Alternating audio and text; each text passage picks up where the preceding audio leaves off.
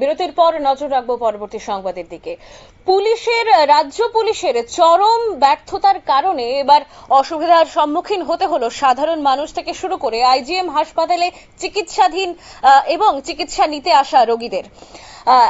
একটি শ্রমিক সংগঠনের আশ্রিত রিক্সা শ্রমিকদের কিছু দাবি আদায়ের লক্ষ্যে ডিএম অফিসে ডেপুটেশনকে কেন্দ্র করে আইজিএম হাসপাতালের সামনে রিক্সা চালকদের অশৃঙ্খল তাণ্ডবে নাজেহাল সাধারণ মানুষ। তবে এই তাণ্ডবের পরোক্ষভাবে মদত দিয়েছে খোদ, তা আর বলার অপেক্ষা রাখে না। এই তাণ্ডব বা অশৃঙ্খলা রোকবার কোনো পদক্ষেপ দেখা যায়নি পুলিশ প্রশাসন থেকে।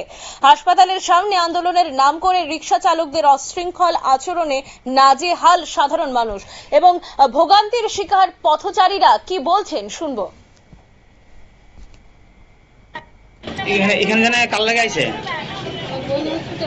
মানে বিড়ের লাগে কোনো কষ্ট হয়েছে না? এতে কষ্ট তো হইতো কিরকম না, হাইটটা এসে কষ্ট হইব না। কোথেকে আইছে নাইটটা?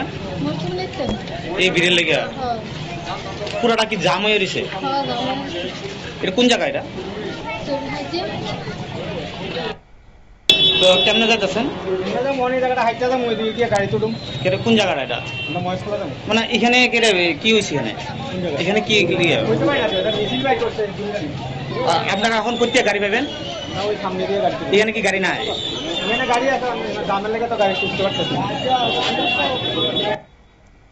আপনারা শুনলেন ভোগান্তির শিকার পথচারী যারা, তাদের বক্তব্য। এবং আইজিএম হাসপাতালের সামনে যেখানে ভীষণভাবে প্রয়োজন পড়ে প্রতিদিন, প্রচুর রোগীরা সেই হাসপাতালে রয়েছে এবং অনেক মানুষ, সাধারণ মানুষ কিন্তু আসেন হাসপাতালে চিকিৎসা করানোর জন্য। তাদের কিন্তু ভোগান্তি চরমে উঠেছে এই বিক্ষোভ প্রদর্শনের জন্য এবং এই যে শ্রমিক সংগঠনের আশ্রিত রিক্সা শ্রমিকদের কিছু দাবি আদায়ের লক্ষ্যে যে ডেপুটেশনকে কেন্দ্র করে কিন্তু চরম ভোগান্তির শিকার হয়েছেন সাধারণ মানুষ। ঠিক এই মুহূর্তে দাঁড়িয়ে পুলিশ কেন কোনো পদক্ষেপ নেয়নি প্রশ্ন কিন্তু উঠতেই পারে এই মুহূর্তে দাঁড়িয়ে। প্রশাসন, তুমি কি তাহলে কুম্ভ নিদ্রায়?